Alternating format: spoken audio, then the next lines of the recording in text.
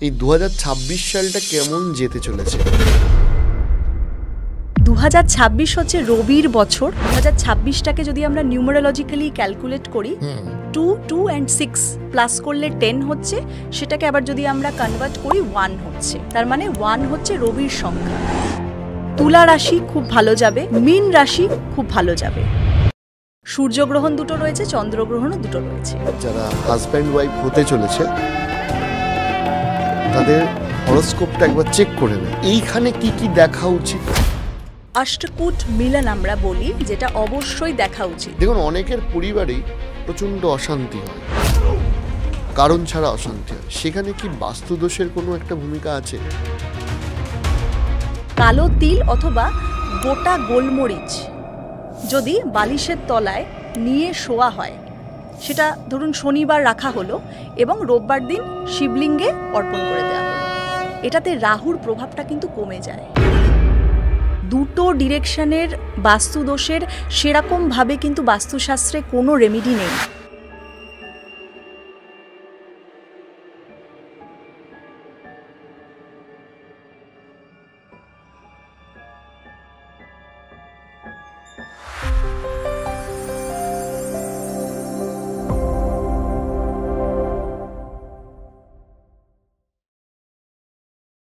So আপনাকে আরো একবার স্বাগত আমাদের অনুষ্ঠানে। Thank you. আগের বার তো মানুষের বহু প্রশ্ন ছিল, সেগুলো নিয়েই আজকে আমরা আরো আলোচনা করব। একদম। তো প্রথমেই আপনাকে জিজ্ঞাসা করব, যেটা নিয়ে মানুষ খুব এক্সাইটেড হয়েছিল এবং জানতে চেয়েছিল, সেটা হচ্ছে বাস্তুর বিষয়গুলোতে। আপনি আমাদের একটু বলুন যে, আমি এর মধ্যিখানেও অনেক মানুষকে দেখেছি যে যারা বলেছে যে একটি নির্দিষ্ট বাড়িতে থাকাকালীন তাদের কিছু হয়নি, ওই বাড়িটি পরিবর্তন করার পর তাদের জীবনে উন্নতি হয়েছে। আবার যে বাড়িতে তাদের কিছু হয়নি, সেই বাড়িতেও দেখা গেছে অনেক সময় যে অন্যান্য যারাই এসছে তাদের সাথে একটা দুর্ভাগ্য তারা যেন বয়ে নিয়ে এসছে। তো এইটা কি অ্যাকচুয়ালি জেনুইন হয় যে একটা বাড়িতে ওই স্পেসিফিক বাস্তুবিটায় সমস্যা থাকার জন্য ওখানে যেই আসছে তারই ভাগ্যটা যেন খারাপ হয়ে যাচ্ছে? একদম, এটা স্পেশাল এনার্জি, যেটা আমি আগেও বলেছি যে একটা জায়গার স্পেশাল এনার্জিটাই কিন্তু বাস্তু। আমরা ওই স্পেসের এনার্জিটাকে আমরা দেখছি থ্রু ডিরেকশনাল স্ট্রেংথ। পঞ্চতত্ত্ব মানে হচ্ছে অগ্নি, পৃথিবী, বায়ু, জল, আকাশ এবং এনার্জি। সেই বাস্তুর এনার্জি যখনই কোনো রকম ডিসব্যালেন্সড হচ্ছে, সেখানে কিন্তু বাস্তু দোষ ক্রিয়েট হচ্ছে। আনলেস অ্যান্ড আনটিল কিন্তু কোনো বাস্তুদোষ ক্রিয়েট হচ্ছে না। এবার যখনই সেখানে বাস্তুদোষ ক্রিয়েট হচ্ছে, যে থাকছে তার ইম্প্যাক্ট পড়বেই পড়বে। ওই জন্যেই আপনি দেখবেন যে যখন সে থাকছে তার একটা ডাউনফল হচ্ছে, এবং সে যদি নাও থাকে তার পরবর্তী কেউ যদি সেটাকে কেনে বা কেউ যদি আসে, সে কিন্তু দুর্ভাগ্যটাকে নিয়ে আসছে, কেন কি সে তো সেখানেই থাকছে। এবার সেই দুর্ভাগ্যটা ফিনান্সিয়াল হতে পারে, রিলেশনশিপ প্রবলেম হতে পারে, বা যে কোনো রকম অ্যাফেয়ার্স হতে পারে, কোনো রকমভাবে কিছুতে জড়িয়ে গেল, কোনো স্ক্যান্ডেল হতে পারে, বড় কোনো লস, যে কোনো লস, সেটা কিন্তু বড় সড়ো হবে। কেন কি যদি বড় বাস্তুদোষ হয়ে থাকে, তার মানেই কিন্তু সে সেখানে থাকতে পারছে না। মানে ছোটোখাটো বাস্তুদোষ হলে কিন্তু সেরকম মেজর প্রবলেম হবে না, হয়তো অসুস্থ হলো, ঠিক হয়ে গেল, ক্রনিক একটা অসুস্থতা মেম্বার্সদের মধ্যে লেগে থাকলো, এরকম। কিন্তু বড় সড়ো কোনো যদি প্রবলেম থাকে, সেখানে বড় সড়ো লসও কিন্তু হবে। এবং প্রচুর মানুষ আমার কাছে যারা আসেন, তারা বলেন যে ম্যাম, আমার ছেলেকে আমি যখন বাইরে পাঠিয়ে দিলাম পড়তে, তখন কিন্তু সে ভালো পড়ছে, সে চাকরি পেয়েছে, ভালোভাবে থাকছে। যখনই আমি ওকে বাড়িতে আনছি, তখন কিন্তু সে একটা লেথার্জি, কুঁড়ে হয়ে যাচ্ছে, পড়তে চাইছে না, তার মধ্যে কোনো রকম এনথুজিয়াজম নেই যে কিছু করবে। তো সেই ওই এনার্জিটা কিন্তু গ্রাস করছে, ওই এনার্জিটা কিন্তু অবশ্যই হয়। এবং সেটা প্রচুর মানুষ আর কি বলেন এসে, এবং সেটাকে কিন্তু ঠিক করা যায়। বাস্তুক্ষেত্রে এনার্জিটাকে কিন্তু আপলিফট করা যায়। আচ্ছা, মানে সেটার রেকটিফিকেশন হ্যাঁ সম্ভব, যেটাকে আমরা ট্রিটমেন্ট বলি, বাস্তু ট্রিটমেন্ট। এবার ধরুন, আমাদেরকে অবশ্যই দেখতে হবে যে কোন ডিরেকশানে কি প্রবলেম হয়েছে। অগ্নিতত্ত্বে প্রবলেম রয়েছে নাকি বায়ুতত্ত্বে নাকি আকাশতত্ত্বে, যে কোনো তত্ত্ব যখন ডিসব্যালেন্সড হচ্ছে, বিনা কোনো কিছু ভেঙে আমরা চেষ্টা করি যে সেটাকে ব্যালেন্স করার। এই ভাঙার ক্ষেত্রে আমি আপনাকে বলছি যে আমাকে অনেকে জিজ্ঞাসা করেছেন যে ধরুন আজকের ডেটে কি হয় যে একটা ধরুন বহু হাই রাইজ বা রেডিমেড ফ্ল্যাট অনেকে একদম। কেনেন। এবার রেডিমেড ফ্ল্যাটের ক্ষেত্রে যেটা অসুবিধা হয় যে সেই সমস্ত ফ্ল্যাটে পার্সোনাল বাড়ি হলে যেরকম ধরুন বাথরুম বা কিচেন এগুলো অল্টার করা সম্ভব, রেডিমেড ফ্ল্যাটে যেহেতু স্পেসটা খুব লিমিটেড, সেটা সবসময় সম্ভব হয় না।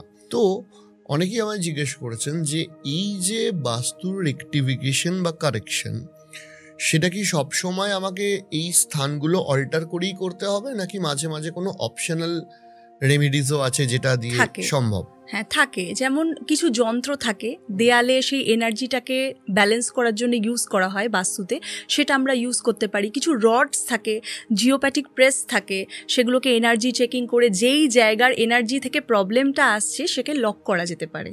তো দেখতে হবে যে কোন তত্ত্বটা ডিসব্যালেন্সড। এবার কিছু কিছু ক্ষেত্রে, যেমন আমি আগেও বলেছি যে দুটো ডিরেকশনের বাস্তু দোষের সেরকমভাবে কিন্তু বাস্তুশাস্ত্রে কোনো রেমিডি নেই। একটা হচ্ছে উত্তর পূর্ব দিকের টয়লেট এবং রান্নাঘর, যেখানে ঈশান কোণ আমরা বলি, ঈশান দেবতা থাকে। আর একটা হচ্ছে সাউথ ওয়েস্টের এন্ট্রেন্স, এটা ভালো নয়। এছাড়া বাকি যে কোনো জায়গায় যদি কোনো রকম সমস্যা থাকে সেটা কিন্তু ট্রিটেবল, আমরা সেটাকে ট্রিট করতে পারবো। অ্যাকচুয়ালি ঈশান কোণের যে প্রবলেমটা, এটা ট্রিটেবল না, তার কারণ সেখানে অ্যাকচুয়ালি মন্দিরের স্থান। এবার নর্থ ইস্টে যদি মন্দিরের জায়গায় কেউ বাথরুম বা রান্নাঘর করে, সেখানে কিন্তু ক্রনিক হেলথ প্রবলেমস আসে। তো আমরা বলি যে যদি কারুর হয়ে গিয়ে থাকে সেটাকে বন্ধ করে রাখতে, ইউজ না করতে, একটা অল্টারনেটিভ কোনো অপশন সেই ফ্ল্যাটের মধ্যে চেষ্টা করার জন্যে, এবং যদি একদমই না থাকে সেখানে ওই ট্রিটমেন্ট করতে হবে বাস্তুর। আচ্ছা, আরেকটা কথা বলুন, সেটা হচ্ছে যে ডোমেস্টিকের সাথে সাথে কমার্শিয়ালসেও তো এরকম বিষয় থাকে। একদম, যেমন রেস্টুরেন্টের ক্ষেত্রে হোক বা কোনো হোটেল, যে কোনো কমার্শিয়াল পারপাসে যে বাস্তুগুলো থাকে, বড় বড় রেস্টুরেন্ট হতে পারে বা রিসর্ট হতে পারে, সেখানে যেমন ক্যাশ কাউন্টার কোথায় রয়েছে, কোথায় ভালো, এই জিনিসগুলোকে যদি একটু মেনে করা হয় ভালো হয়, সেখানে গ্রোথ আসবে। আরেকটা জিনিস আপনি বলুন, সেটা হচ্ছে এই যে নবতারা চক্র যে বিষয়টা, সেটা খুব একটা ইন্টারেস্টিং বিষয়। তো নবতারা চক্র ব্যাপারটা কি? নবতারা চক্রটা মেজারলি আমরা অ্যাস্ট্রোলজিক্যাল পারপাসে দেখি। সেটা হচ্ছে 27টা নক্ষত্রকে যখন 9টা গ্রুপে বিভাজিত করা হচ্ছে, সেটা নবতারা চক্র। নবতারা চক্রের মধ্যে জন্ম, সম্পদ, বিপদ, ক্ষেম, প্রত্যরী, সাধক, নিধন, মিত্র, অতিমিত্র, এটা হচ্ছে 9টা তারা। এবারে এই 9টা তারার মধ্যে 3, 5 আর 7 নম্বর তারাটি কিন্তু ভালো নয়। বিপদ, যেমন বিপদ নাম থেকে আমরা বুঝতে পারছি যে ডেঞ্জার। তার মানে এই যে তারাটা যখন ট্রানজিট করবে কোনো দশা বা গ্রহ সাথে, সেই টাইমটাতে কিন্তু আমাদেরকে অ্যালার্ট থাকতে হবে। মানে খুব বেশি ইনভেস্টমেন্ট, কোনো ভালো কোনো ডিসিশন আমরা নেব না, তখন তো আমরা থেমে যাব। যেমন আমরা দেখবেন যে শুভ তিথি বা শুভ গণ আমরা সবসময় দেখি যে কোন টাইমে গৃহপ্রবেশ করা উচিত, কোন টাইমে আমাদের একটা শুভ টাইম চলছে। সেরকমভাবেই যখন আমরা কোনো বিগ ইনভেস্টমেন্টের মধ্যে যাচ্ছি, ওই নবতারা চক্রটাকে যদি কেউ ফলো করে সেই হিসেবে কোনো বিগ ইনভেস্টমেন্ট করে, সেখানে কিন্তু সে বেনিফিটেড হবে। এটার একটা আলাদা ইম্পর্টেন্স রয়েছে অ্যাস্ট্রোলজিক্যালি। আমার কাছে প্রশ্ন হচ্ছে, এই যে হরোস্কোপ, এই হরোস্কোপটা কিভাবে বিচার করা হয়, প্রথম কথা। দ্বিতীয় কথা হচ্ছে, এই হরোস্কোপ মারফত আমরা আমাদের বর্তমান বা ফিউচার সম্পর্কে কতটা জানতে পারি? একদম, হরোস্কোপ জন্ম ছক হচ্ছে যখন একটি ব্যক্তি জন্মেছে তার ঠিক স্ন্যাপশট অফ দ্য স্কাই। মানে আমরা যেমন স্ক্রিনশটটা নেই, ঠিক সেরকমভাবেই একটা মানুষ যখন যে ডেটে যে টাইমে জন্মাচ্ছে, স্কাইয়ের কি পজিশন ছিল সেই টাইমটাতে, কোন গ্রহ কীরকমভাবে ছিল, সেটারই স্ক্রিনশট। এবং আমি সবসময় সবাইকে, প্রত্যেকটা ক্লায়েন্টকে বলি যে অ্যাস্ট্রোলজি কিন্তু কারুর ভাগ্য পরিবর্তন করতে পারে না। Astrology is not a subject of changing the destiny, it is a subject of guidance. মানে দিক নির্দেশক তুমি বলতে পারো, একটা গাইডেন্স। এবার এই গাইডেন্স অনুযায়ী যদি কেউ যায়, সে কিন্তু বেনিফিটেড হবে। তার সাথে তার হার্ডওয়ার্ক, তার কর্ম অবশ্যই কিন্তু দরকার, না হলে তো সবাই রাজা হয়ে যেত, তাই না? তাহলে তো কর্ম বলে কিছু জিনিসই থাকতো না। কিন্তু আবার এটাও ঠিক যে একটা ব্যক্তি 24 ঘন্টা যদি খাটে, সে কিন্তু ম্যাক্সিমাম বেনিফিটটা পাবে না, তার ডেস্টিনিটাও তার সাথে দিতে হবে। হ্যাঁ, তো এখানে কর্ম এবং ভাগ্য দুটো কিন্তু রিলেটেড। তাকে কর্ম করতেই হবে। তার জন্মছকে যতগুলোই রাজযোগ থাক, সে যদি কর্ম না করে সেটা কিন্তু শেপ নেবে না। আবার এক একজনের এরকম হরোস্কোপ থাকে যাদের হয়তো গ্রহগুলো খুব এক্সিলেন্ট নয়, কিন্তু তারা কিন্তু খুব ভালো করেছে, ওটা হচ্ছে কর্ম। তাহলে কর্মের সাথে কিন্তু হরোস্কোপ লিঙ্কড, এবং আমাদের হরোস্কোপে 12টি ঘর থাকে। মানে আমরা বলি 12, 9, 12, 12টি ঘর, 9টি গ্রহ, 12টি রাশি, এটার মধ্যে আমাদের বিচার। তার সাথে দশা ট্রানজিট তো আছেই, এবং এই 9টা গ্রহ এক এক রকম ক্যারেক্টারিস্টিক্স প্লে করে, আর 12টা ঘরের আলাদা আলাদা করে নিজস্বভাবে ক্যারেক্টারিস্টিক্স রয়েছে। আপনি একটা খুব ইন্টারেস্টিং বিষয় বললেন, সেটা হচ্ছে যে কর্ম আর ভাগ্য। অনেকে হয় যে ভাগ্য আছে, কর্ম করছে না, আবার অনেকের আছে যে কর্ম করেই চলেছে, যে ক্ষেত্রে বেশি অভিযোগ আসে সেটা হচ্ছে যে কর্ম করেই চলেছে, ভাগ্যটা খুলছে না। তাহলে এই কর্ম এবং ভাগ্য, এই কম্বিনেশনটা মানুষ সঠিকভাবে বুঝবে বা করবে কি করে? আমি একটা এক্সাম্পল দিচ্ছি। রিসেন্টলি আমাদের আইসিসি উমেন্স ওয়ার্ল্ড কাপ হয়েছে এবং ইন্ডিয়া জিতেছে উমেন্স টিম। তো সেখানে Shafali Verma player of the match হয়েছেন, কিন্তু তিনি কিন্তু ওই 15 মেম্বার স্কোয়াডসের মধ্যে ছিলেন না 7 দিন আগে অবধি। তাকে কিন্তু 15 মেম্বার্স মানে হচ্ছে 15টা প্লেয়ার যারা খেলবে, কেউ যদি ইনজিওর্ড হয়ে যায় রিপ্লেস করে 15 জনের মধ্যেই কিন্তু মানুষ নেয়, কিন্তু তিনি 15 জনের মধ্যেও ছিলেন না। 7 দিন আগে তিনি জানতে পারেন যে তিনি খেলবেন, এবং তিনি রিপ্লেস করেন প্রতিকা রাওয়ালকে, উনি ইনজিওর্ড হয়ে গেছিলেন। এখানে ডেস্টিনি কি করলো, একটা সুযোগ দিল হচ্ছে শেফালি ভার্মাকে। শেফালি ভার্মা প্রিপেয়ার্ড ছিলেন, তিনি প্রচণ্ড পরিশ্রমী এবং হার্ডওয়ার্ক করেছেন বলেই কিন্তু তিনি সেই সুযোগটার সঠিকভাবে প্রয়োগ করে প্লেয়ার অফ দ্য ম্যাচ তিনি হলেন। তো ওই যে সুযোগটা কিন্তু আমাদের ডেস্টিনি দেবে, সবাইকে দেয়, কে সেটাকে কাজে লাগাতে পারছে সঠিকভাবে, কে প্রিপেয়ার্ড, এটাই কিন্তু আমাদের ইউনিভার্স দেখে, এবং সেটাকে যদি সঠিকভাবে কাজে লাগানো যেতে পারে আমরা কিন্তু অবশ্যই ম্যানিফেস্ট করতে পারবো, আমাদের প্রত্যেকটা উইশ কিন্তু আমরা ম্যানিফেস্ট করতে পারবো। তো এই যে ওনার যে ট্রানজিট, যদি আমি শেফালি ভার্মার কথাই বলি, ওনার রবি এবং বৃহস্পতি এই যে কম্বিনেশনটা ছিল, উনি রবির জাতিকা, এবং সেখানে বৃহস্পতির একটা দৃষ্টি ছিল। তো এটা ইচ্ছাপূর্তি যোগের ফরমেশন করছে, উইশ ফুলফিলমেন্ট। তো সেই ক্ষেত্রে তিনি একটা ম্যাচ উইনিং পারফরমেন্স দিলেন।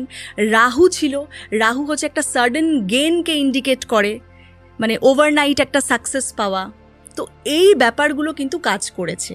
তো দশা অ্যান্ড ট্রানজিট যদি অ্যালাইন হয়ে যায় আমাদের কার্মিক কলিংয়ের সাথে, আমরা কিন্তু একটা মিরাকল রেজাল্ট পেতে পারি, মানে মিরাকল ক্যান হ্যাপেন। তো এই যে ডেস্টিনি আর কর্ম দুটো কিন্তু লিঙ্কড একদম। তাহলে এই যে আপনি বললেন যে বৃহস্পতি বা গুরু গ্রহের দৃষ্টি, এই গুরু গ্রহ বা বৃহস্পতি মানুষের ডেস্টিনিতে কতটা ছাপ বা প্রভাব ফেলে? বৃহস্পতি একটা অতি শুভ গ্রহ, দেবগুরু বৃহস্পতি বলা হয়, এবং বৃহস্পতি হচ্ছে আমাদের শিক্ষা, আমাদের লার্নিংসের কারক। বৃহস্পতি রিপ্রেজেন্ট করে ব্রাহ্মণ, আমাদের যে কোনো গুরুজন, টিচার্স, এই পুরো ব্যাপারটা কিন্তু বৃহস্পতি রিপ্রেজেন্ট করে। এবং বৃহস্পতির দৃষ্টি বলা হয় যে কোনো প্ল্যানেটকে কিন্তু ঠিক করে দিতে পারে। তো বৃহস্পতির আমাদের এই অ্যাস্ট্রোলজিক্যালি বিশাল ইম্পর্টেন্স রয়েছে। আচ্ছা, বৃহস্পতি যেমন ইচ্ছাপূর্তি যোগ একটা করে, রাজযোগের মধ্যে পড়ে। রবি বৃহস্পতি একসাথে থাকলে ইচ্ছাপূর্তি যোগ ফরমেশন করে, যেটা আমরা এক্সাম্পল দেখলাম। এছাড়া শনির ওপরে যদি বৃহস্পতির দৃষ্টি পড়ে, অথবা মঙ্গলের ওপরে যদি কোনোভাবে বৃহস্পতির দৃষ্টি পড়ে, মাঙ্গলিকতা কিন্তু অটোমেটিক্যালি ক্যান্সেল হয়ে যায়। আচ্ছা, হ্যাঁ, মানে আমরা সবাই বলি যে হয়তো প্রথম, চতুর্থ, সপ্তম, অষ্টম এবং দ্বাদশ, এই কটা ঘরে যদি মঙ্গল অবস্থান করে তাহলে মাঙ্গলিক হয় সে। কিন্তু এখানে একটা টুইস্ট আছে, মঙ্গল যদি নিজের ঘরে থাকে অথবা কোনো ভালো গ্রহের যেমন বৃহস্পতির দৃষ্টি পেয়ে যায়, তাহলে কিন্তু মাঙ্গলিকতা অটোমেটিক ক্যান্সেল হয়ে যায়। এবং আমি এটা সবাইকে, এই পডকাস্টের থ্রু দিয়ে সবাইকে আমি এটাই বলবো যে মাঙ্গলিক কোনো অ্যাকচুয়ালি দোষ নয়, এটা হচ্ছে একটা যোগ। এটা মানুষ ভুলভাবে নিয়েছে যে মাঙ্গলিক মানেই হচ্ছে একটা দোষ। আমরা যখন বিয়ে করি তখন সেটাও কিন্তু একটা মাঙ্গলিক কাজ। মাঙ্গলিক কাজ মানে যে কোনো শুভ কাজ, সেটাকেই মাঙ্গলিক বলে আমরা টার্ম করি। এবার এই যে মাঙ্গলিক মানেই যে অনেকে ভাবে যে কেউ মারা যাবে, পার্টনার মারা যাবে, এই একটা মিথ রয়েছে।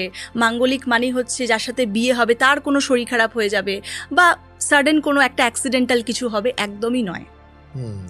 মাঙ্গলিক হ্যাঁ এরকমও আছে, সেটা অবস্থান দেখতে হবে। রিপিটেড ম্যারেজ ফেলিওরও দেয়, মানে 3টে বিয়ে 2টো বিয়ে এরকমও দেয়, কিন্তু সব মাঙ্গলিক আবার খারাপ নয়। তো সেটা দেখতে হবে অবশ্যই। কিন্তু এই গুরুর দৃষ্টি যদি কোনো গ্রহ পায়, সেখানে কিন্তু একটা রাজযোগ তৈরি হয়। তাহলে এই যে মাঙ্গলিক দোষ বা মাঙ্গলিক যোগ বলে, এই বিষয়টা অ্যাকচুয়ালি কি? মাঙ্গলিক যোগই আমি বলবো, দোষ তো আমি কোনোদিনও সেটাকে কনসিডার করিনি এবং করবও না যে মাঙ্গলিক কোনো দোষ। কেন কি এটা দোষ যখনই আপনি বলবেন না, তো তখন মানে একটা নেগেটিভ টার্ম মাঙ্গলিক। তো সেক্ষেত্রে মাঙ্গলিক যারা মেয়েরা হয়, যদি কোনো জন্মছকে কোনো জাতিকার মাঙ্গলিক থাকে, সেক্ষেত্রে কিন্তু তার কেরিয়ার খুব ভালো হয়। আচ্ছা, খুব ভালো, মানে সে খুব ডিটারমাইন্ড হয়, তার মধ্যে একটা তেজ থাকে যে কিছু করব, এই ব্যাপারগুলো থাকে। যেহেতু মঙ্গল একটি অগ্নিকারক গ্রহ, তার মধ্যে সেই চেষ্টাটা খুব থাকে।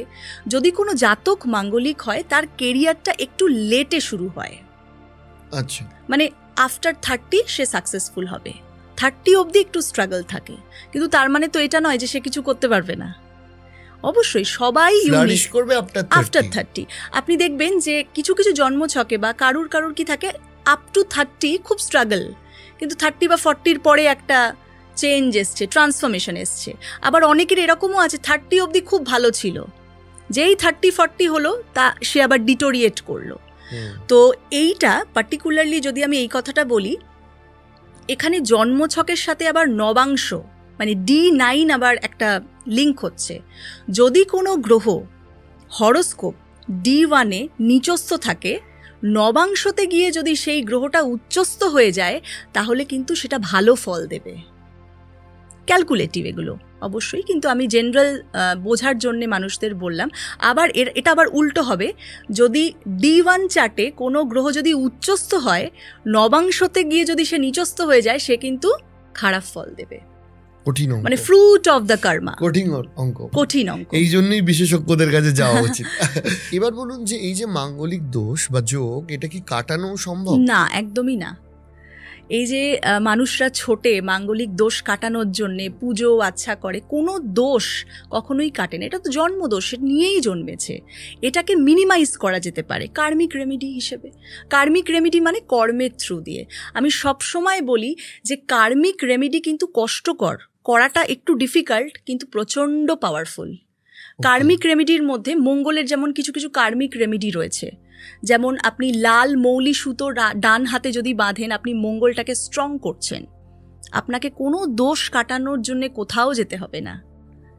আচ্ছা।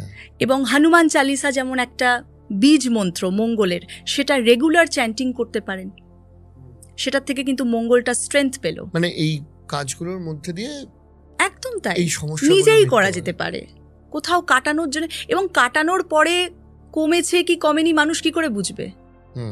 তার প্রভাবটা সেটা হয়তো রিয়েল লাইফ এক্সপিরিয়েন্স মানুষ ফিল করতে পারবে, কিন্তু সত্যিকারের যে সেই মঙ্গল জন্মছকে তো সরে গিয়ে অন্য ঘরে চলে যাবে না।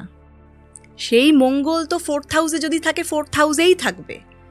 তার মানে কার্মিক রেমেডির থ্রু দিয়ে যদি কেউ যায়, সেটা বেশি এফেক্টিভ। আপনার যে কোনো গ্রহ যখন মিসপ্লেসড হয়েছে বা কোনো রকম পাপক গ্রহের সাথে রয়েছে, তার মানে এখানে কিন্তু একটা পাস্ট লাইফ থেকে সেই ক্যারি ফরওয়ার্ড হচ্ছে। কেউ মঙ্গল খারাপ নিয়ে কেন জন্মালো, এটাও একটা কোয়েশ্চেন। মাঙ্গলিক কেন হলো, বা শনি তার নিচস্থ কেন হলো, এখানে কিন্তু একটা পূর্বজন্মের একটা কানেকশন রয়েছে। আচ্ছা। তো সেগুলোকে যতক্ষণ রিমুভ না করা হবে, ততক্ষণ কিন্তু সলিউশনস হবে না। আপনি একটা বিষয় বলুন আমাকে, সেটা হচ্ছে যে এই যে মঙ্গল, এই গ্রহের প্রভাবটা কি থাকে মানুষের জীবনে? মঙ্গল যদি খারাপ হয়, স্পেশালি একটা অ্যাঙ্গার ইস্যুস আসে, মানে শর্ট টেম্পার্ড মানুষের থাকে। কেন কি অগ্নিকারক গ্রহ তো, শর্ট টেম্পার্ড নেচার থাকে এবং তারা অ্যাগ্রেসিভ হয়ে যায় হুট করে, কোনো মানে রিঅ্যাক্টিভ বেশি থাকে, রেসপন্সটা কম থাকে তাদের। তো এই জিনিসটাকে একটু ব্যালেন্স করা উচিত। যাদের মঙ্গল জন্মছকে খারাপ, তাদের একটুখানি রেসপন্ড ভেবে চিন্তে করা উচিত। রিলেশনসগুলো খারাপ হয়ে যেতে পারে। মঙ্গল আমাদের সিবলিংসকে ইন্ডিকেট করে, ভাই বোন, এদের সাথে যে রিলেশনশিপসগুলো সেগুলো মঙ্গল কন্ট্রোল করে। তো তাদের সাথে একটা রিলেশনশিপ খারাপ হয়ে যাওয়ার চান্সেস থাকে মঙ্গলের জন্য। এবং মঙ্গল যেহেতু চোট ফাঁড়া দুর্ঘটনা, এই যে 2025 এটা মঙ্গলেরই বছর ছিল, আছে এখনো চলছে। তো এই মঙ্গলের বছরে সব থেকে ভালো এক্সাম্পল কিন্তু আমরা দেখতে পেরেছি প্লেন ক্র্যাশ, যুদ্ধ, অপারেশন সিন্দুর। এই যে লাল কালার, এটা তো মঙ্গলের কালার। তার মানে মঙ্গল হচ্ছে চোট ফাঁড়া দুর্ঘটনার একটা কারক। মঙ্গল জন্মছকে খারাপ থাকলে কিন্তু এই জিনিসগুলো হতে পারে। এই যে 2026 সাল, এই 2026 সালটা কেমন যেতে চলেছে আপনার কি মনে হয়? হ্যাঁ, 2025 তো একটা চোট ফাঁড়া দুর্ঘটনার মধ্যে, অসুস্থতা, প্রচুর মানুষ অসুস্থ হয়েছেন এই বছর এবং হসপিটালাইজড হয়েছেন, জবলেস হয়েছেন, প্রচুর প্রবলেমের মধ্যে এই বছরটা গেছে। কিন্তু 2026 একটু অন্যরকম। 2026 হচ্ছে রবির বছর। 2026টাকে যদি আমরা নিউমারোলজিক্যালি ক্যালকুলেট করি, 2, 2 and 6 প্লাস করলে 10 হচ্ছে, সেটাকে আবার যদি আমরা কনভার্ট করি 1 হচ্ছে। তার মানে 1 হচ্ছে রবির সংখ্যা। রবি মানে কিং অফ দ্য প্ল্যানেট। এই কিংয়ের বছর আসছে 2026, এবং এই বছরে আমরা দেখব যে নতুন কিছু ফেসেস, ইন্ডিভিজুয়াল উঠছে সব জায়গা থেকে। মানে সেটা সোশ্যাল নেটওয়ার্কিংয়ে হতে পারে, সোশ্যাল মিডিয়াতে হতে পারে, পলিটিক্যাল ফিগার হতে পারে। নতুন কোনো কেউ উঠবে এবং তাকে আমরা খুব ভালোবাসবো, কেন কি ইউথ এই ব্যাপারটা নিয়ে আসবে। এই বছরে বিগনিংয়ে জানুয়ারি থেকে এপ্রিলের মধ্যে কিন্তু জলোচ্ছ্বাস বা ফ্লাড হওয়ার চান্সেস কিন্তু রয়েছে 2026-এ। তো সেটা থেকে আমাদেরকে একটুখানি, আমরা যেহেতু প্রেডিকশন করছি, তো এই ব্যাপারটা কিন্তু হতে পারে। এবং 4টে গ্রহণ 2026-এ আবার রয়েছে। সূর্যগ্রহণ 2টো রয়েছে, চন্দ্রগ্রহণও 2টো রয়েছে। এই ব্যাপারটা রয়েছে। 2026-এর একটা টিপস যেটা আমি দিতে চাইবো সেটা হচ্ছে early to bed, early to rise. যারা এই ফর্মুলাটাকে অ্যাপ্লাই করবে তারা কিন্তু অ্যাবান্ডেন্স নেবে। যারা ঘুম থেকে দেরি করে উঠবে তারা কিন্তু পিছিয়ে পড়বে। কেন? রবি হচ্ছে একটা ঊর্জা এবং সেটা অবশ্যই তার নিজের ফরম্যাটে চলে, তার টাইমিংয়ের অনুযায়ী চলে। তো সেই নেচারের এগেনস্টে যদি কেউ গিয়ে কাজ করে সে কিন্তু পিছিয়ে পড়বে। বা যাদের ধরুন কোনো রকম উপায় নেই, অনেকেই আছে যাদের হয়তো নাইট শিফট থাকে, তো সেই ক্ষেত্রে তারা কি করতে পারে, গায়ত্রী মন্ত্র চ্যান্টিং করতে পারে। 2026-এর একটা টিপস হচ্ছে রবির বছর গায়ত্রী মন্ত্র চ্যান্টিং করতে পারে, তামার বালা হাতে নিতে পারে। তামার বালা হচ্ছে রবিকে রিপ্রেজেন্ট করে। তামার বালা একটি, সেটা খুবই ইজিলি অ্যাভেলেবেল, এটা আপনারা করতে পারে। এটা তো 2026-এর আপনি একটা নেচার বললেন। এইবার সবথেকে গুরুত্বপূর্ণ প্রশ্ন হচ্ছে 2026 সালটা কাদের জন্য খুব পজিটিভ হতে পারে আর কাদের জন্য খুব নেগেটিভ হতে পারে? 2026-এ কিছু কিছু রাশি আছে এবং কিছু কিছু নিউমারোলজিক্যাল নাম্বারস রয়েছে যাদের জন্য খুব ভালো যাবে। সেটা হচ্ছে মেষ রাশি খুব ভালো, তুলা রাশি খুব ভালো যাবে, মীন রাশি খুব ভালো যাবে এবং তার সাথে সাথে মিথুন রাশিও কিন্তু খুব ভালো যাবে। আচ্ছা, এটা মানে একটা অ্যাডভান্টেজ এই রাশিগুলোর জন্য ট্রানজিট অনুযায়ী। নিউমারোলজিক্যালি নাম্বার 1 যেহেতু রবিরই সংখ্যা, সেই জন্য নাম্বার 1 যাদের জন্ম নিউমারোলজিক্যালি খুব ভালো যাবে। নাম্বার 4 ভালো যাবে, নাম্বার 9ও কিন্তু ভালো যাবে। নাম্বার 4 হচ্ছে কি আপনার date of birth? Date of birth, হ্যাঁ। জাস্ট মানে যদি কারোর 22-এ জন্ম হয়, আচ্ছা, তাহলে সেটা কনভার্ট হলো 4-এ, 2 + 2 only date of birth. Date of birth মূলাঙ্ক কাদের ভালো যাবে? মূলাঙ্ক হচ্ছে 149 ভালো যাবে। আর একটু সাবধানে থাকার, একটু সাবধানে থাকতে হলে 7 কেতুর সংখ্যা। আর তার সাথে সাথে যদি রাশি আমাকে জিজ্ঞেস করো তাহলে হচ্ছে স্করপিও, মানে বৃশ্চিক রাশি। আরেকটা মানুষ জানতে চায় সেটা হচ্ছে ইনভেস্টমেন্টের ক্ষেত্রে এই ইয়ারটা কেমন? ইনভেস্টমেন্টের ক্ষেত্রে আমি বলবো মেটাল মানে সোনা রূপো কিন্তু অনেক বাড়বে, আরও বাড়বে। এবং যদি কেউ ইনভেস্টমেন্ট করতে চায় এগুলোতে করতে পারে। ইলেকট্রিক অথবা এনার্জি রিসোর্সেস, ট্রান্সফর্মার বা যে কোনো ঊর্জার যে সোর্সেসগুলো রয়েছে, যে কোম্পানিজগুলো রয়েছে, টেক কোম্পানিজ হয়ে গেল বা এনার্জি রিসোর্সেসের যে কোনো কোম্পানি কিন্তু ভালো 2026-এ, রবির বছর যেহেতু। আপনি একটা কথা বলুন, এই যে ইনভেস্টমেন্ট, আপনার কাছে কি এরকম ক্লায়েন্ট কখনো এসেছে যে যারা ইনভেস্টমেন্ট বাস্তু কিংবা তাদের হরোস্কোপ দেখে বিচার করে করেছে? হ্যাঁ, একদম প্রচুর মানুষ আসেন। রিলেশনটা কিরকম? ভালো, মানে আমি প্রথমেও বলেছিলাম, একজন এসেছিলেন, তো উনি অ্যাকচুয়ালি কিছু মাস আগে জিজ্ঞেস করছিলেন যে আমি মানে সোনা কিনবো প্রথমে। তো আমি বললাম আপনি সোনা কিনবেন, আপনি রূপো কিনুন। তো উনি একটুখানি মানে ওয়ার্ড মানে ভাবে আমাকে দেখলেন যে সোনার দাম তো বাড়বে, আমি বললাম রূপোর দাম আরও বাড়বে। তো সেটা আমরা দেখতেই পেলাম। তো এই যে ক্যালকুলেশনটা, এটা ট্রানজিটের ওপরে ডিপেন্ড করে এবং তার জন্মছকে রাহু কেতুর একটা ওই আনসার্টেন গেনের ওপর ডিপেন্ড করে। রাহু সাডেন গেন দেয়। তো কি হয়েছে, যারা সিলভারে লাগিয়েছে এখন টাকাটা, তারা কিন্তু একটা হিউজ ইনকাম করে বেরিয়ে গেল, এবং এটা আরও বাড়বে। যদি কেউ মনে করছেন যে রূপো এবং সোনাতে টাকা লাগাবেন, অবশ্যই একদম ইনভেস্ট করা যেতে পারে। আরেকটি গ্রহের নাম শুনলেই মানুষ ভয় পায়, সেটা হচ্ছে শনি গ্রহ। তো এই শনি গ্রহের ফ্যাক্টরটা কি আমাদের জীবনে? শনি হচ্ছে আমাদের কর্মের হিসেবে রেজাল্ট দেয়। ওকে। শনি হচ্ছে একটা ডিসিপ্লিনের কারক। যদি কেউ নিজের লাইফে খুব ডিসিপ্লিনড থাকে, ওরিয়েন্টেড থাকে, নিজের প্রত্যেকটা দিনের নিত্য নতুন কাজটাকে যদি সাজিয়ে গুছিয়ে রাখে, শনি কিন্তু কখনোই খারাপ রেজাল্ট দেবে না। এবং এটা একটা ভয়ের কথা যে শনি খুব খারাপ। কোনো গ্রহই খারাপ না, শনি, রাহু, কেতু, মঙ্গল কোনো গ্রহই খারাপ না।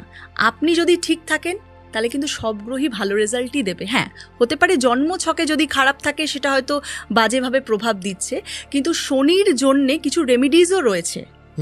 যদি কারোর উইক থাকে, অনেকে বলে না যে আমার শনির দশা চলছে, বা এই যে শনির 7.5 নিয়ে এত কথা চলে, ডিলে হয়। অ্যাকচুয়ালি শনি যদি কারুর খারাপ থাকে জন্মছকে, দেরি করে হবে কাজগুলো, হওয়া কাজ হয় না। কিন্তু তার মানে এটা নয় যে হবে না। আমরা একটা কথা বলি, যেটা আমাদের বইতে শাস্ত্র রয়েছে, যে ডিলেজ বাট নেভার ডিনাইজ। মানে ডিলে করবে কিন্তু ডিনাই কিন্তু করে না শনি। আপনি যদি তার মতন করে চলেন, সে কিন্তু আমাকে অনেক কিছু দেবে, এবং শনি অনেক কিছু দেয়। শনি যাদের জন্মছকে ভালো রয়েছে, বা শনি যদি কারুর 7.5 চলে, এমন নয় যে 7.5 বাজেই হবে। প্রচুর মানুষ রয়েছেন যারা 7.5 পলিটিক্যাল লিডার্স হয়েছেন, বড় নেতা হয়েছেন, যারা সরকারি চাকরি পেয়েছেন 7.5। তো 7.5 তো খারাপ নয়। এই শনির সাথে শনিবারের কি কোনো যোগাযোগ আছে? আছে। কিরকম একটু বলুন। শনিবার মানে প্রত্যেকটা গ্রহের তো এক একটা বার রয়েছে, যেমন বুধের জন্য বুধবার, বৃহস্পতির জন্য বৃহস্পতিবার। তো সেরকমভাবে শনি গ্রহের শনিবার। এবার শনিবারের দিন আমরা যেটা রেমিডি বলি সেটা হচ্ছে সার্ভেন্ট পিপল, মানে গরিব মানুষকে যদি সেবা করা যায়, কেন কি শনি রিপ্রেজেন্ট সার্ভেন্ট ক্লাস। তাহলে গরিব মানুষদের জন্য যদি আমরা কিছু করি, নীতিবাদী মানে নীতি থাকতে হবে, এথিক্যাল থাকতে হবে, তবে কিন্তু শনিকে আমরা প্রসন্ন করতে পারবো। এবং শনিবারের দিন যদি কেউ হনুমান মন্দিরে গিয়ে হনুমান চালিসা করে, পাঠ করে, বা হনুমান মন্দিরে গিয়ে যদি পুজো করে, শনি কিন্তু ভালো হয়। কেন কি এটার মধ্যে একটা মাইথোলজিক্যাল স্টোরি রয়েছে। সেটা হচ্ছে শনিদেবকে যখন রাবণ মানে বন্দি করে রেখেছিল, তখন কিন্তু হনুমানজি শনিদেবকে ছাড়াতে যান।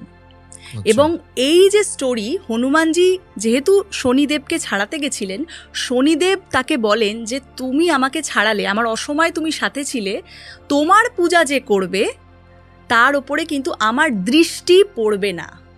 ওই যে শনির দৃষ্টি, তার প্রভাবটা কিন্তু কমে যাবে। এই শনির দৃষ্টি ব্যাপারটা কি?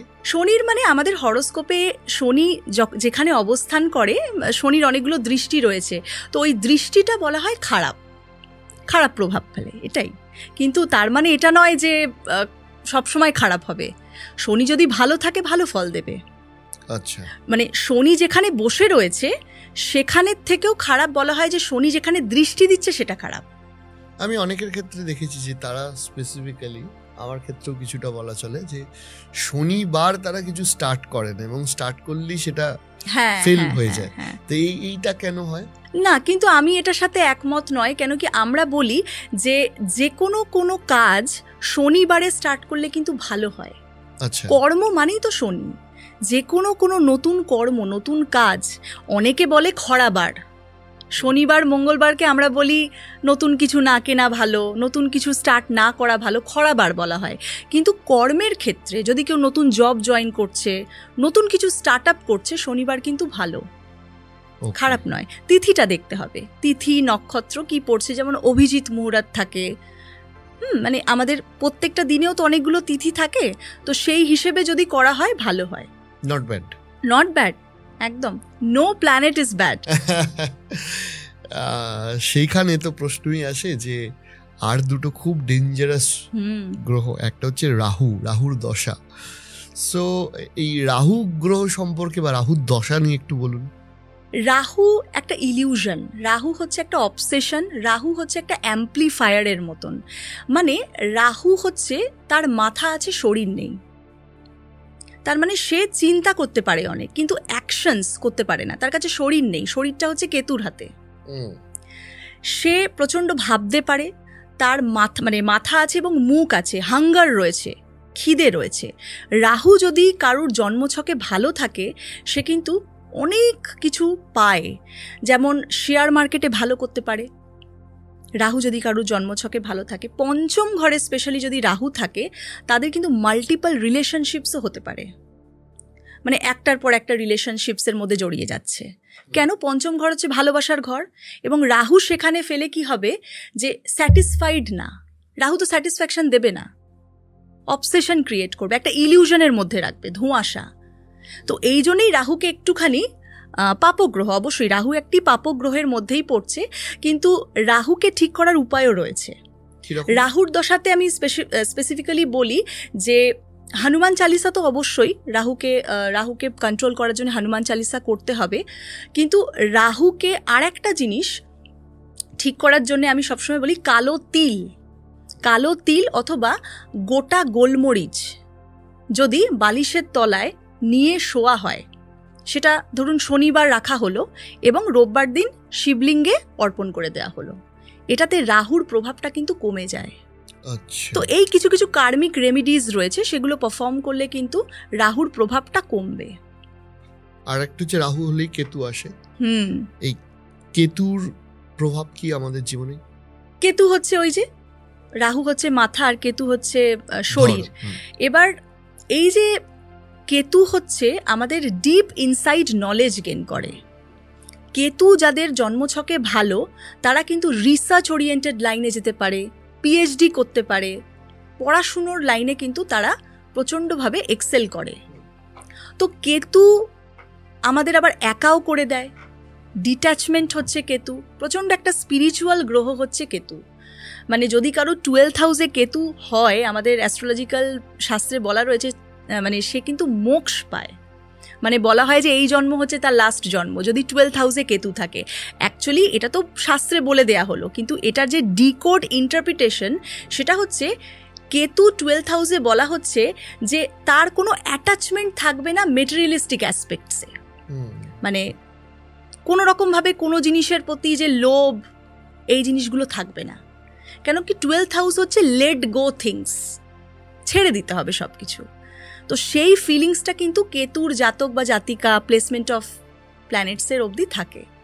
কেতু যাদের মানে দশা যাদের চলছে বা কেতুর দশা যখন আসে, মানুষ কিন্তু একটু ডিট্যাচড হয়ে যায়, সেলফ ইন্ট্রোস্পেকশনে বিলিভ করে। ওকে, তাহলে এই যে আপনি যখন বললেন যে জাতক বা জাতিকা, একটা তো প্রশ্ন থাকে এখন বিয়ের আগে অনেকেই এখন যারা হাজব্যান্ড ওয়াইফ হতে চলেছে তাদের হরোস্কোপটা একবার চেক করে নেয়, তো এইখানে কি কি দেখা উচিত? অষ্টকূট মিলন আমরা বলি, যেটা অবশ্যই দেখা উচিত জাতক বা জাতিকার। এই অষ্টকূট মিলনের মধ্যে কিছু কিছু জিনিস আসে, 8টা স্পেসিফিক ক্যারেক্টার্স আসে, সেটাকে আমরা বাছি। বর্ণ, বশ, তারা, যোনি, গণ, গ্রহমাত্রী, বকুট, নারী। এই 8টা জিনিস হচ্ছে অষ্টকূট মিলনের প্যারামিটার্স, যেটা অবশ্যই দুজনের চেক করা উচিত। অনেকে দেখবে বলবে যে আমাদের 36-এর মধ্যে তো 30টা গুণ ম্যাচ হয়ে গেছে, তার মানেই কিন্তু আমরা খুব সুখী থাকবো। একদম নয়।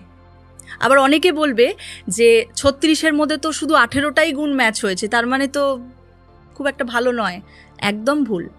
36-এর মধ্যে 18টা গুণ ম্যাচ হয়েও কিন্তু একটা এক্সিলেন্ট ম্যারেজ হতে পারে, আবার 36-এর মধ্যে 36টা গুণ ম্যাচ হয়েও কিন্তু একটা খারাপ ম্যাচ হতে পারে।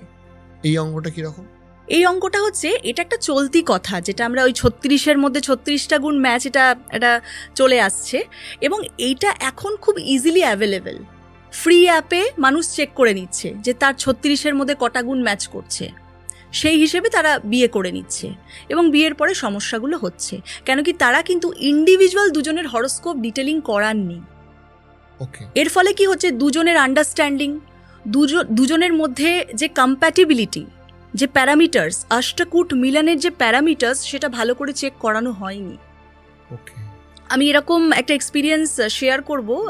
দুজন এসছিলেন এবং মেয়েটির ছক খুবই, মানে দুজনের, মানে ছেলে এবং মেয়ে, ছেলের ছকটা খুব ভালো ছিল। ভালো বলতে তার ম্যাক্সিমাম রাজযোগগুলো তার হরোস্কোপে ছিল এবং সে একটা সরকারি চাকরি করে। মেয়েটাও ভালো, পিএইচডি করছে, কিন্তু তার চন্দ্র, শনি, কেতু খুব ব্যাডলি প্লেসড রয়েছে।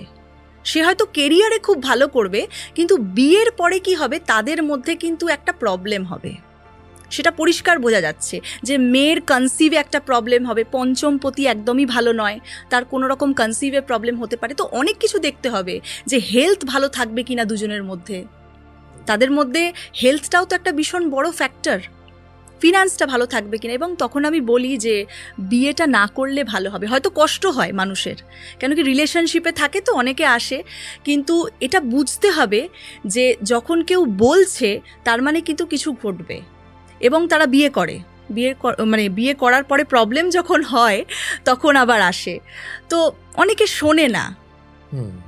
কিন্তু এটা হয়। এইটা আপনি আমাকে একটা কথা বলুন, সেটা হচ্ছে যে অনেকেই তো মনে করে যে এখন একটা বড় লজিক চলে এসছে যে বিজ্ঞান বনাম কুসংস্কার ইত্যাদি, তো এই বিষয়টা নিয়ে আপনি কি মনে করেন?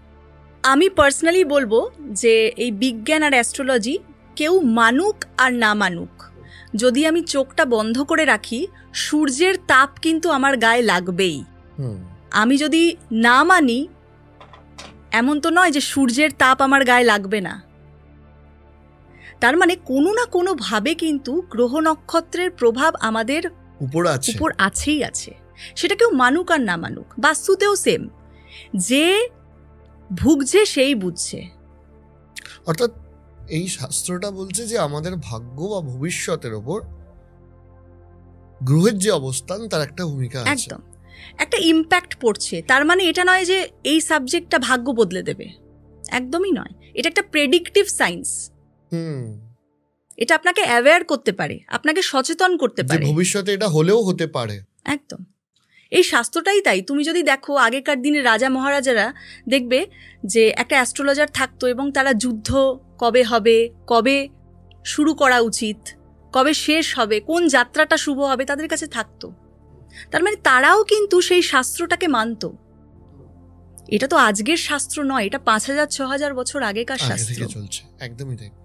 আরেকটা বিষয় হচ্ছে, অনেকের জীবনে যে দীর্ঘদিন ধরে একটা খারাপ ফেজ চলতেই থাকে, মানে দেখা যাচ্ছে যে একটা তো এক্সপেকটেশন থাকে যে 2 মাস 3 মাস বাদে ঠিক হয়ে যাবে বা 1 বছরের মধ্যে ঠিক হয়ে যাবে। অনেকের হয় যে 3 বছর 4 বছর ইভেন 5 বছর অবধি একটা খুব ব্যাড ফেজের মধ্যে, ব্যাড প্যাচের মধ্যে দিয়ে লাইফটা চলছে। তো সেখান থেকে একটা মানুষের রিকভার কি করে হবে, সেটা কি সে তার ভাগ্যকে কিছুটা জাজ করে বুঝতে পারে? অবশ্যই। এটা নিয়ে আমি একটা এক্সাম্পল দেব, যেমন শাহরুখ খান। তো শাহরুখ খানেরও কিন্তু একটা লম্বা ব্যাড ফেজ গেছে, 10 বছর টানা 3টে মুভিজ, যেমন হচ্ছে জিরো, জব হ্যারি মেট সেজল আর ফ্যান। এই 3টে মুভিরই কিন্তু ইন্ডিভিজুয়ালি এই 3টে মুভি 65 crore এরকমই কিন্তু ইনকাম করতে পেরেছে। তো সেটা কিন্তু তার এক্সপেকটেশন থেকে অনেকটাই কম, কিন্তু এটা একটা ব্যাড ফেজ। সে কিন্তু এই ফেজ দিয়েও গেছে, তার ইনজুরিজ হয়েছে, নি ইনজুরিজ হয়েছে, ওয়াংখেড়ে স্টেডিয়ামে ঝামেলা হয়। তো এই কিছু কিছু ব্যাড ফেজেস দিয়ে শাহরুখ খান গেছেন, কিন্তু তারপরে কিন্তু ঠিক জওয়ান, পাঠান, ব্যাক টু ব্যাক একটা হিউজ কালেকশন আমরা দেখতে পেয়েছি। পার ডে 150 crore বেশি গ্রস করেছে মুভি। তো এই যে চেঞ্জ, দশা চেঞ্জ, ভাগ্যের যে এই যে বদল, তার হার্ডওয়ার্ক কিন্তু কন্টিনিউয়াসভাবে ছিল এবং তার attitude towards life was positive. তো সেখান থেকে কিন্তু সে গেইন করেছে। তো এটাও আমাদেরকে বুঝতে হবে যে শাহরুখ খানেরও কিন্তু একটা ব্যাড ফেজ আছে। তো আমরাও কিন্তু একটা ব্যাড ফেজ দিয়ে যাই, এবং আমাদেরকে ভেঙে পড়লে চলবে না। আমাদের যে লেবারটা সেটা কিন্তু ইকুয়ালি বজায় রাখতে হবে। এবং উনি 30 ইয়ার্স পরে ন্যাশনাল অ্যাওয়ার্ড পেলেন জওয়ান মুভির জন্যে। এতদিন পাননি, কিন্তু এখন পেয়েছেন। আপকামিং মুভি কিং আসছে। অর্থাৎ লেগে থাকাটা খুব দরকার। মানে আমাদেরকে হার্ড ওয়ার্ক, একটা সময় পরিবর্তন হবেই, বা টাইম উইল চেঞ্জ। কুফল দেওয়ার সাথে সাথে একটা সময় থেকে সুফল দেবেই। একদম। আমাদেরকে আমাদের পরিশ্রমটাকে কিন্তু করে যেতে হবে। আমরা যদি ভাবি যে আমার সঙ্গে কিছুই হচ্ছে না, আমি বসে পড়বো, ওখানেই কিন্তু ভুল।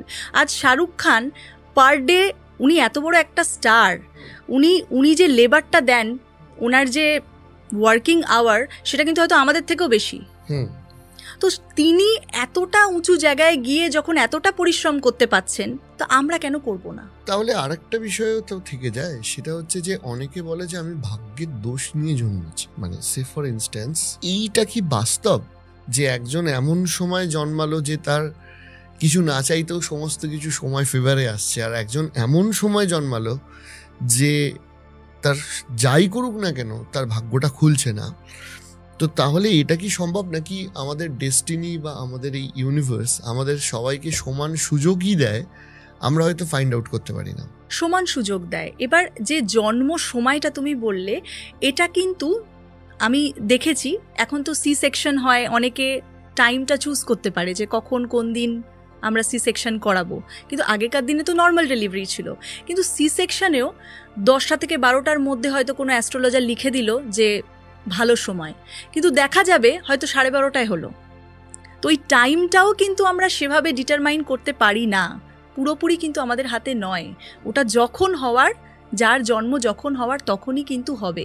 এবং জন্মের যে সময়, যে আমাদের হরোস্কোপটা যেটা তৈরি হচ্ছে, স্কাইয়ের পজিশন, সেখানে প্ল্যানেটারি এনার্জিগুলো কিন্তু আমাদের হরোস্কোপে রয়েছে। এবার তারপরে আমরা সেটাকে কিভাবে কাজে লাগাচ্ছি সেটাও কিন্তু ইম্পর্টেন্ট। যদি আমি প্রথমেই এটা বলেছিলাম যে কিছু কিছু প্ল্যানেট সবারই হবে মিলিয়ে মিশিয়ে, কারুর তো হবে না 9টা গ্রহই খুব ভালো, এটা সম্ভব না। আমরা মানব জন্ম সেই জন্যই কিন্তু পেয়েছি, কেন কি আমাদের কিছু প্রারব্ধ রয়েছে, সেগুলোকে পূরণ করার জন্যই এই জন্ম আমরা নিয়েছি। এবং সেখানে ওই কিছু কিছু গ্রহ উইক, স্ট্রেংথ সব রকম মিলিয়েই থাকবে। তাহলে ধরুন এই যে কর্ম এবং জন্মের যে যোগ, সেখানে তো আর একটা বিষয় থাকে, সেটা হচ্ছে যে জন্ম সময় অনুযায়ী কে কোন দিকে স্ট্রং, কার কোন স্কিলটা বেটার হবে, সেইটাও বিচার করা যায়। একদম। সেটার একটু উদাহরণ যদি আপনি দেন। যেমন শুক্র হচ্ছে একটা প্রচণ্ড ক্রিয়েটিভ একটা প্ল্যানেট। এবার শুক্র রাহুর কম্বিনেশন, বা শুক্র যদি খুব ভালো থাকে, উচ্চস্থ থাকে, তো সেক্ষেত্রে দেখা গেছে যে এরকম মানুষরা কিন্তু খুব ক্রিয়েটিভ হয়। ক্রিয়েটিভ ইন দ্য সেন্স তারা নাচ, গান, আঁকা, আবৃত্তি, তাদের মধ্যে একটা হাতের শিল্পকলা গুণ তাদের মধ্যে কিন্তু থাকে। এবং এই জাতক বা জাতিকাদের যদি ক্রিয়েটিভ দিকে যদি একটুখানি গাইড করা হয়, যে মেন স্ট্রিম শুধু নয়, তারা যদি ক্রিয়েটিভ ট্যালেন্ট রিলেটেড কোনো কেরিয়ার চুজ করে, তারা কিন্তু বেটার করবে। এবার সমস্যাটা হয়ে গেছে কি, আমরা সবাই ওই মেন স্ট্রিমেই বলি যে পড়তে হবে, পড়তে তো অবশ্যই হবে, একটা বেসিক এডুকেশন দরকার, কিন্তু জন্মছকটাকে যদি একটু ঠিক করে দেখা হয় যে তার মধ্যে কি এক্সট্রা ট্যালেন্ট রয়েছে, যদি সেটার অনুযায়ী যাওয়া হয়, সে কিন্তু একটা বিশাল জায়গায় চলে যেতে পারে। অ্যাটলিস্ট অপরচুনিটিটা আমরা ক্রিয়েট করতে পারবো। তাহলে আরেকটা বিষয় তো খুব ইম্পর্টেন্ট রয়েছে, সেটা হচ্ছে যে এই যে সময়ের সাথে সাথে ভাগ্য বা তার পরিস্থিতি তো পরিবর্তন হতে পারে। মানে ধরুন আমি বলছি যে এই ফেজগুলোও তো বোঝা যায় যে এই 5 বছর আমার হয়তো শুক্র গ্রহর অবস্থান ভালো আছে, তাহলে এই 5 বছরে আমার ক্রিয়েটিভটা ভালো হবে। তারপরে হয়তো অন্য গ্রহের অবস্থান হলো, সেইটা কি হয় যে এক একটা ফেজ ওয়াইজ ক্যারিয়ারে পরিবর্তন। এটা দশা, মহাদশা, অন্তর্দশা যেটা আমরা বলি, যে শুক্রের মহাদশা চলছে। এবার শুক্র যদি কারোর খুব ভালো থাকে জন্মছকে, তাহলে কিন্তু ওই শুক্র রিলেটেড যাবতীয় যত জিনিস রয়েছে সে কিন্তু সেখানে এক্সেল করবে। ওটার বেনিফিট প্ল্যানেট হয়ে গেল। এটা মাল্টি ট্যালেন্টেড লোকেদের জন্য বেশি কাজের। হ্যাঁ, মানে যারা কোনো রকম কিছু স্টার্ট করতে চাইছে, মিডিয়া জগতে কোনো নাম করতে চাইছে, এরকম জাতীয় জিনিস কিন্তু ভালো হবে ওই ফেজটাতে। তো ওই টাইমটাকে তারা কাজে লাগাতে পারে। যদি সে জেনে যায় যে আমার শুক্রের মহাদশা চলছে, অন্তর্দশা চলছে, তাহলে সে অ্যাওয়্যার থাকবে এবং সেই টাইমে সে নতুন কিছু স্টার্ট করলো, তার কাছে অপরচুনিটিস অটোমেটিক আসবে। যখন সময় সাথ দেবে তখন কিন্তু অপরচুনিটিস আসবে। এবার সে কিভাবে সেটাকে রিয়্যাক্ট করছে। আরেকটা জিনিস সেটা হচ্ছে যে অনেকেই বলে, বিশেষ করে আমি মহিলাদের থেকে এটা শুনেছি যে বাড়ির জন্য, এটা বাস্তব অনেকের ক্ষেত্রে, মানে যে বাড়ির জন্য পরিবারের কথা চিন্তা করি এবং বাবা মা ছেলে মেয়ে স্বামীর কথা চিন্তা করি এবং আমি চেষ্টা করি তাদের জন্য যতটা পারা যায় ভালো করার জন্য, কিন্তু তাদের থেকে ঠিক সেই রেসপন্স, সেই ভালোবাসাটা ফিরে পাই না। এইটা কি সত্যি ভাগ্যের দোষ না আচার আচরণের দোষ আছে? এটা অনেকটা ভাগ্যের দোষ বলতে পারো, কিন্তু কি হয়, যেমন মহিলাদের অষ্টম ঘরটা হচ্ছে শ্বশুরবাড়ি পক্ষ। ওকে, এবার একটি মহিলা যখন বিয়ে করে একটি বাড়িতে যাচ্ছে, তার মানে তার অষ্টম ঘর কিন্তু অ্যাক্টিভেট হচ্ছে, মানে শ্বশুরবাড়ির পক্ষ। এই ইনলজের দিক থেকে কোনো সমস্যা আসবে কিনা, তারা কতটা সাপোর্টিভ হবে, তারা কতটা তাকে সাথ দেবে। হয়তো অনেক মহিলা আছে যারা কিছু করতে চাইছে কিন্তু বাচ্চার জন্য বা ফ্যামিলির জন্য অনেক স্যাক্রিফাইস করেন, তো এই অষ্টম ঘরটা কিন্তু বলে দেবে যে তারা কতটা সাপোর্টিভ হবে। তো এটা অ্যাস্ট্রোলজিক্যালি বলা যায়। যেমন কিছু ক্লায়েন্টস রয়েছেন আমার যারা অবিবাহিত, অনেক মেয়েরা আসে, তাদেরকে আমি বলে দেই যে শ্বশুরবাড়ি পক্ষ কিন্তু খুব একটা ভালো হবে না, সেটা জেনেই কিন্তু বিয়ে করো এবং আগে চাকরি পাবে তারপরে বিয়ে করো। কেন কি অষ্টম ঘর তো খারাপ, অষ্টম ঘর আমাদের ইনলস। এইখানে আর একটা বিষয় থাকে, সেটা হচ্ছে যে অনেকের ক্ষেত্রে এটাও আছে যে তাদের অর্থ ভালোই আছে, আর্থিক দিক থেকে কোনো সমস্যা নেই, জীবনে সব কিছুই আছে, স্টিল তাদের জীবনে ফ্রাস্ট্রেশন, ডিপ্রেশন ঘিরে যাচ্ছে। সেখানে কি কোনো অবশ্যই বা গ্রহের দোষ আছে? হ্যাঁ, গ্রহের তো অবশ্যই রয়েছে, বাস্তুরও হতে পারে। যেমন ডিপ্রেশনের একটা পার্টিকুলার ডিরেকশন রয়েছে আমাদের বাস্তুতে, তো দেখতে হবে যে বাস্তুতে কি রয়েছে। যেমন ওয়েস্ট অফ সাউথ ওয়েস্ট, তারপরে ইস্ট অফ সাউথ ওয়েস্ট, এই যে ডিরেকশনগুলো, এগুলো হচ্ছে আমাদের ডিটক্সিফিকেশন আর ডিপ্রেশনের একটা জায়গা। তো সেখানে যদি কোনো রকমভাবে বাস্তু দোষ থাকে, যেমন কিচেন করা আছে বা ঠাকুর ঘর করা রয়েছে, কেন কি ওই জায়গাটা কিন্তু ঠাকুর ঘরের নয়, তো সেখানে যখন আমরা কোনো শুভ কোনো জিনিস আনছি তখন কিন্তু প্রবলেমস আসতে পারে। থ্রু দ্য বাস্তু health issue, health majorly north east, majorly আমরা নর্থ ইস্টটাকে খুব প্রায়োরিটি দেই হেলথ ইস্যুজের জন্য। যদি ক্রনিক একটা পরিবারে হেলথ ইস্যু প্রচন্ড হবে আসছে, ক্রনিক মানে ছাড়ছে না, একটার পর একটা রয়েছে, তো হেলথের জন্য আমি একটা মন্ত্র আজকে বলবো যেটা মানুষের কাজে লাগবে। সেটা হচ্ছে ওম ভগবতে वासुदेवाय धन्वन्तराय अमृत कलेश हस्ताय सर्व विघ्न नाशाय सर्व रोग हरणाय त्रिलोकनाथाय শ্রী মহাবৈষ্ণবে নমঃ। এই মন্ত্রটা যদি কেউ ডেইলি জাপ করতে পারে, রোগ মুক্ত হওয়া যায়, মানে রিপিটেড কোনো প্যাটার্নকে কিন্তু ব্রেক করা যেতে পারে। কেন? ধন্বন্তরী, এই মন্ত্রটাতে আমি ধন্বন্তরায় বলেছি, ধন্বন্তরী হচ্ছে অমৃত কলস নিয়ে আবির্ভাব হয়েছিল। তো আমরা এই যে বলি না যে ধনতেরাস হচ্ছে শুধু অর্থের, অ্যাকচুয়ালি কিন্তু হেলথেরও হচ্ছে দিন এটা। এই আপনি এইটা একটু বুঝিয়ে বলুন। সেটা হচ্ছে এই ধনতেরাসে এই যে বিভিন্ন জিনিসপত্র কেনার যে ক্রেজ, এইটা কেন, মানে ধনতেরাস ব্যাপারটা কি অ্যাকচুয়ালি? ধনতেরাস হচ্ছে আমাদের একটি শুভ তিথি এবং দিন। তো এই দিন অবশ্যই সোনা রূপো কেনাটা ভালো, কিন্তু মেজরলি এটাকে কিন্তু হেলথের জন্য বলা হয়। ধন্বন্তরী দেবতা অমৃত কলস নিয়ে আবির্ভাব হয়েছিলেন এবং তার কাছে কিছু হিলিং পাওয়ার্স রয়েছে। মানে বলা হয় শাস্ত্রে যে ধন্বন্তরী হচ্ছে ভগবানেদের ফিজিশিয়ান, মানে ভগবানেদের ডাক্তার হচ্ছে ধন্বন্তরী। তার মানে তার কাছে কিছু হিলিং পাওয়ার্স রয়েছে, সে আমাদের রোগ মুক্ত করতে পারে। তো এই দিনটা কিন্তু এই মন্ত্র চ্যান্টিং এবং হেলথ বেনিফিটসেরও দিন। তো মানুষ হয়তো জানেন না, সবাই হয়তো জানেন যে সোনা রূপো ঝাঁটা বারণ এগুলোই কেনার দিন, কিন্তু আসলে কিন্তু এটা হেলথেরও দিন। তো এর পরের বছর যখন ধনতেরাস আসবে, আমি সবাইকে রিকোয়েস্ট করবো এই পডকাস্টের থ্রু দিয়ে যে তারা যেন মন্ত্র চ্যান্টিং এবং ধন্বন্তরীর যদি একটা ফটো পাওয়া যায়, এখনও করতে পারেন মানুষ, উত্তর দিকের দেওয়ালে অমৃত কলস নিয়ে ধন্বন্তরীর দেবতার একটি ফটো যদি রাখা হয়, অর্থ এবং শারীরিক সমস্যা থেকে কিন্তু লাভ পাওয়া যায়। দেখুন, অনেকের পরিবারেই প্রচন্ড অশান্তি হয়, কারণ ছাড়া অশান্তি হয়, সেখানে কি বাস্তুদোষের কোনো একটা ভূমিকা আছে? অবশ্যই। রিলেশনশিপের আমাদের বাস্তুতে ডিরেকশন হচ্ছে সাউথ ওয়েস্ট, ওকে, দক্ষিণ পশ্চিম দিক আমাদের রিলেশনশিপের ডিরেকশন। এবার এই ডিরেকশনে বেডরুম খুব ভালো বাস্তু মতে, কেন কি এটা হচ্ছে আমাদের রিলেশনশিপকে স্ট্রেংথ দেয়। সেখানে যদি কোনো রকমভাবে টয়লেট হয় সাউথ ওয়েস্টে, বা কোনো রকমভাবে যদি ঠাকুর ঘরও হয়, সেখানে কিন্তু রিলেশনশিপ নিয়ে ঝগড়া অশান্তি বাড়বে ওকে, বাড়িতে। তো যদি কারোর ভুলবশত হয়েও যায়, সেখানে কি করা যেতে পারে, একটা ফ্যামিলি ফটো ফ্রেম করে ওই সাউথ ওয়েস্টের দেয়ালে কিন্তু লাগিয়ে দেওয়া যেতে পারে। যদি জায়গা না থাকে, ওখানে কোনো লিভিং রুমও যদি থাকে, সেই সাউথ ওয়েস্টের কর্নার দেখে একটা ফ্যামিলি ফটো লাগিয়ে দেওয়া যেতে পারে। এছাড়া রাধা কৃষ্ণের ফটো ফ্রেম লাগিয়ে দেওয়া যেতে পারে, ময়ূরের পালক রাখা যেতে পারে। এগুলো সবই কিন্তু রিলেশনশিপের বন্ডিংটাকে স্ট্রং করছে।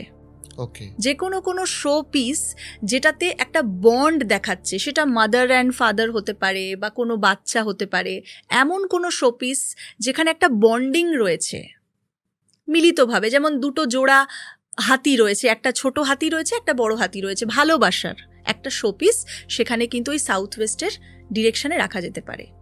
এই যে কিছু চেঞ্জেস, এটাতে কি হবে, আপনি দেখবেন 1 মাস পরে কিছু এফেক্ট কিন্তু চেঞ্জ হচ্ছে ওই এনার্জিটাকে বদলে দেওয়ার জন্য। ওকে, আচ্ছা, আরেকটা বিষয় আপনাকে জিজ্ঞাসা করছি, সেটা হচ্ছে যে পারিবারিক অশান্তি, এটা একটা এক্সট্রিম পর্যায়ে গিয়ে পৌঁছয় যে হয়তো স্বামী স্ত্রীর মধ্যে ডিভোর্স হয়ে গেল। অনেকের ক্ষেত্রে আমি দেখেছি যে একই বাড়িতে যারাই আসে তাদের সম্পর্কের ক্ষতি হয়। তো এইটাকে কি অ্যাভয়েড করা সম্ভব বাস্তু কারেকশন দিয়ে? সম্ভব, একদম। এখানে যন্ত্রের উপয়োগ লাগবে। যদি খুব ক্রনিক প্রবলেম থাকে, সেখানে কিন্তু শুধু ফ্রেম বা শুধু মূর্তি লাগালে হবে না। এটা একটা ছোট্ট প্রবলেমের জন্য যদি কোনো রকম ঝগড়া ঝামেলা হচ্ছে, যদি ডাইভোর্স রিলেটেড বা সেপারেশনের মতন সিচুয়েশন হয়ে গেছে, বা যেই আসছে তারই প্রবলেম, সেখানে যন্ত্রের উপয়োগ, কিছু এনার্জি চেকিং করে যদি সেই দেয়ালে লাগিয়ে দেয়া যায়, সেখানে কিন্তু ওই বাস্তুর এনার্জিটা কারেক্টেড হয়ে যাবে। সো অনেক ধন্যবাদ আমাদের সময় দেওয়ার জন্য। এবং স্পেসিফিক্যালি জানেন তো, যে আমার খুব ভালো লাগে যে যখন মানে আমাদের এই পডকাস্ট থেকে আমার ব্যক্তিগত বেশ কিছু পরিচিতরা আপনার কাছে গেছিল এবং তারা যখন আমাকে পজিটিভ ফিডব্যাক দেয়, সেটা আমার কাছেও একটা প্রাপ্তি লাগে। যাই হোক, আপনি এত সুন্দর করে সাজিয়ে গুছিয়ে মানুষের বোঝার মতো করে সহজভাবে যেটা বোঝান, সেটা আমার মনে হয় যে যারা দর্শক দেখছেন তাদের খুব কাজে লাগে। অনুষ্ঠান আমরা প্রায় শেষের মুখে, তো আমি শেষে একটাই কথা বলতে চাইবো, যে আপনার যদি সরাসরি দর্শকদের জন্য কিছু বলার থাকে, সেইটা যদি আপনি বার্তা দেন, সেটা দিয়ে আমরা অনুষ্ঠানটা শেষ করব। আমি আমাদের দর্শককে এই পডকাস্টের থ্রু দিয়ে একটাই জিনিস বলবো, সেটা হচ্ছে সবার লাইফেই কিন্তু চ্যালেঞ্জেস থাকে, এবং যখন ভগবান রাম, সেও কিন্তু বনবাস কাটিয়েছেন, এবং শ্রীকৃষ্ণও কিন্তু চ্যালেঞ্জের মধ্যে এসছেন, তার মানব জন্ম হয়েছিল।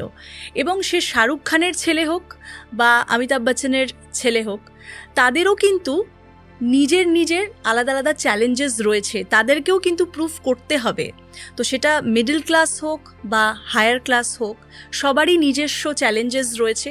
তার মধ্যে সবাইকে পজিটিভ থাকতে হবে। অবশ্যই গ্রহের প্রভাব আছে, কিন্তু সেগুলোকে ভালো করে জেনে দেখে যদি আমরা জীবনটাকে একটু গাইডেন্সের মধ্যে রাখি, তাহলে কিন্তু সেখান থেকে আমরা প্রাপ্তি পেতে পারি। অনেক সুন্দর একটি কথা বলেছেন। মানে শুধু ভাগ্য না, ভাগ্য পরিবর্তনের জন্য আমার মনে হয় কর্ম করে যাওয়াটা একদম তাই। শুধু ভাগ্যর আশাতে থাকলে ভুল হবে। এখানে ভাগ্যের সাথে কর্মেরও একটা কিন্তু বিশাল বড় ভূমিকা রয়েছে, যেটা শুধু সবাইকে নয়, মানে আমাদের শুধু নয়, সেটা সেই আমি বললাম যে অমিতাভ বচ্চনের ছেলেকেও করতে হচ্ছে। সে শুধুমাত্র ওই অমিতাভ বচ্চনের ট্যাগ নিয়ে কিন্তু সে রাজা হতে পারবে না, তাকে বারবার সেই চ্যালেঞ্জেসের মধ্যে আসতে হবে, প্রুফ করতে হবে। তো সেক্ষেত্রে সবারই লাইফে চ্যালেঞ্জেস থাকে, সেটাকে নিয়েই কিন্তু চলতে হবে। অনেক ধন্যবাদ আরো একবার আমাদের এখানে আসার জন্য। Thank you so much. নিশ্চয়ই পরে এই বিষয়গুলো নিয়ে আরো একবার আলোচনা হবে, তবে আজকের জন্য না চাইতেও এখানেই শেষ করতে হচ্ছে। Thank you so much. Thank you so much.